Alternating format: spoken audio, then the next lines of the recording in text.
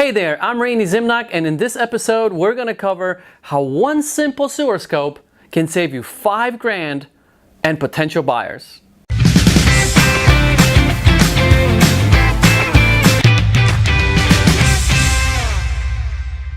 To save the potential $5,000 on a sewer scope in this specific situation and potential buyers, the whole thing about it is to actually do the sewer scopes while you're looking to buy a property. So if you're an investor in this particular situation and you're looking at properties and you're under contract and you have 2 days, 3 days, 5 days, whatever the contingency is to do your inspections, that is the time to do your sewer scope, right? My investor clients, including our investment company that we have, we do sewer scopes on pretty much every single property, especially the older ones.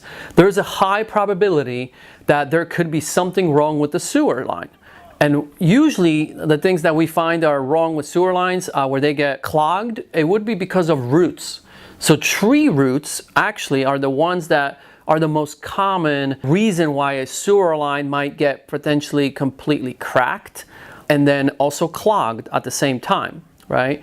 And then after a little bit of time of water going in that direction, and then the clog gets bigger and bigger, then you might actually have backups, right? And that's when you know you have a problem, right? So one thing I would recommend, if you're an investor out there looking at properties, first test I would do is actually turn on all the faucets, turn on the shower, every faucet you can turn on in the house, turn it on, right? That should give you the first indication. Like, okay, how is the water flowing? Right? If it's flowing well and draining well in all areas, there is a high probability that maybe there won't be an issue.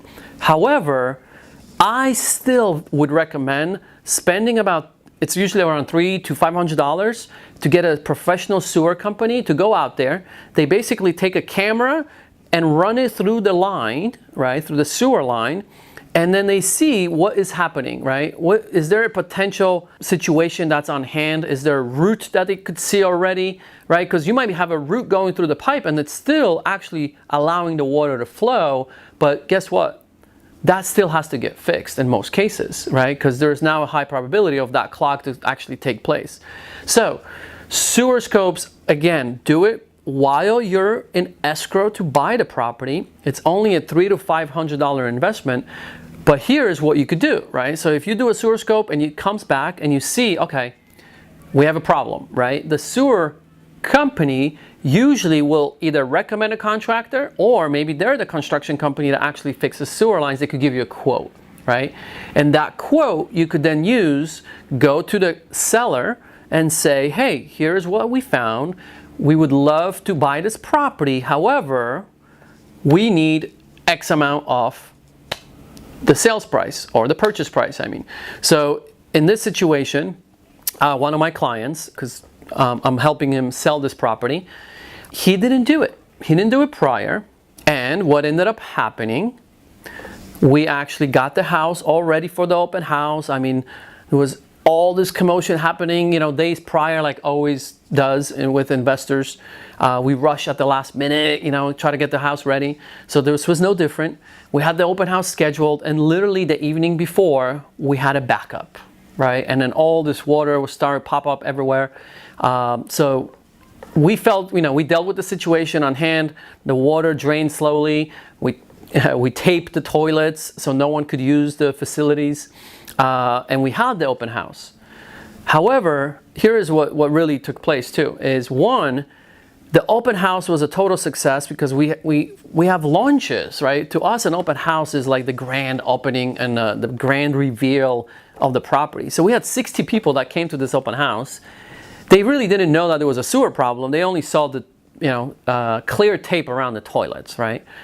So no one really knew what is really taking place there. However, here's what happened after, right? Well, that needed to be fixed. So the investor in this situation hired a contractor right away. And on Monday, we had to stop showing the property. So here we are, we have this launch, we have all the marketing, we have the grand open house, we have 60 people that came to see the property. Some of those people usually would like to come back with their relatives or their uncle or whatever, or their spouse and see if maybe this is the house for them. Well, We couldn't do it. We had to actually say we can't show you the property because why? Well, the contractor now dug up a massive hole in front of the house under the driveway. So now they had to remove the driveway, dig a hole, create a big pile of sand in front of the house. It's probably not the best way that you would like a potential buyer that has an interest in this house to come back and see. And here's what I don't know, because I can't be at this property 24/7. I don't know how many of the buyers that walk through the property on Sunday maybe try to come back with their agent. The agent looked on the MLS and said and saw was like, hey, no more showings until Wednesday. I think we put Wednesday at that point because we were very optimistic that we could fix that problem in 2 days. Well, who knows? They might have went back to that property, drove by to just see like why can't we go see it? It was just open yesterday. The open house was yesterday.